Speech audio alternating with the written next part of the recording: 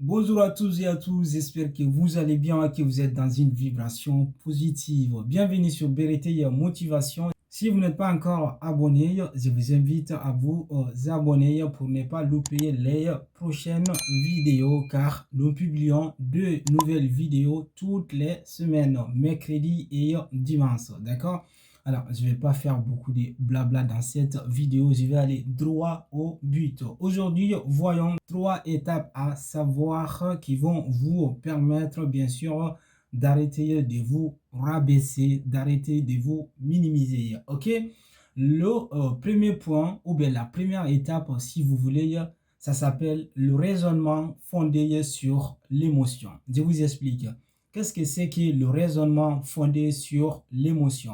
Le raisonnement fondé sur l'émotion, c'est de vous imaginer, c'est-à-dire c'est de vous dire que toutes vos imaginations négatives ne sont que des reflets de la réalité exacte. Et non, c'est faux. Détrompez-vous tout simplement.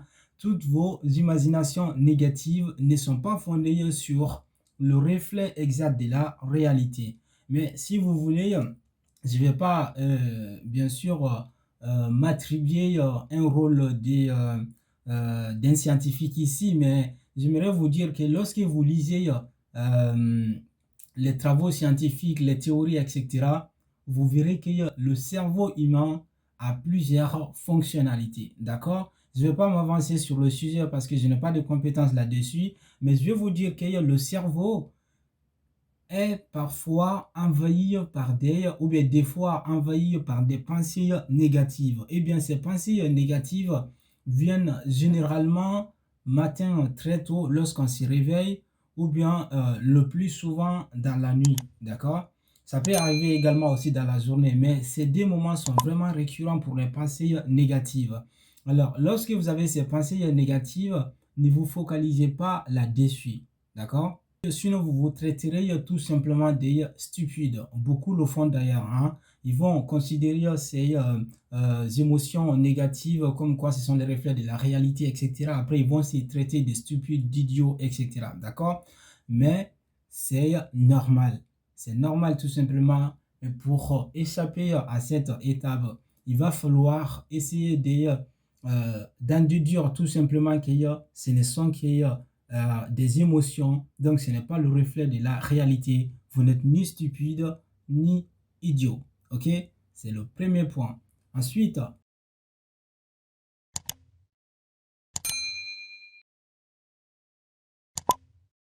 le deuxième, les spécialistes l'ont nommé tout simplement l'étiquette. Vous voyez? Donc pourquoi l'étiquette?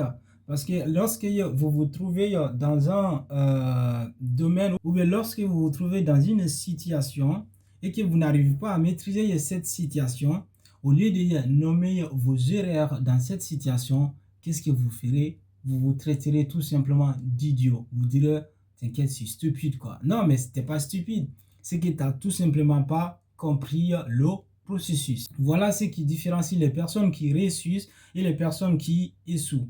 Les personnes qui réussissent, qui ont une bonne mentalité, qui ont un bon état d'esprit, lorsqu'ils lancent par exemple un business et que ce business ne réussit pas sur le premier coup, ils diront quoi? J'ai appris de mes erreurs. Mais les personnes qui échouent, lorsqu'ils lancent un business ou bien peu importe la nature des projets lancés, ils diront quoi? Je suis stupide, c'est à cause de ça que j'ai échoué. Non, tu n'es pas stupide, mais tu n'as tout simplement pas compris le processus.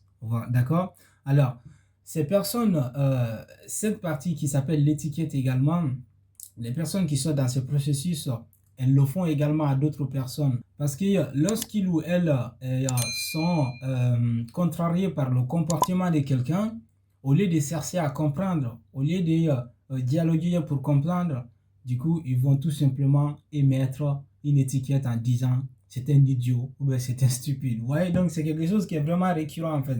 Donc dans cette partie, lorsque vous vous trouvez dans la partie étiquette, je vous donnerai un passage de Nelson Mandela, vous le connaissez mieux que moi, hein. Quand il dit tout simplement, je ne jamais, soit je gagne, soit j'apprends. D'accord? Donc, si vous vous trouvez dans la partie étiquette, quand vous échouez par exemple, ou bien si vous vous trouvez bloqué dans une situation, n'hésitez pas d'aller encore de l'avant. N'hésitez pas encore d'essayer par peur de l'essai. Ensuite, vous allez vous qualifier de bête, de stupide. Non, dites-vous cette sagesse qui vient tout simplement du roi des persévérants, qui est Nelson Mandela quand il dit « Je n'échoue jamais, soit je gagne, soit j'apprends ». D'accord? C'est la deuxième étape qui s'intitule l'étiquette.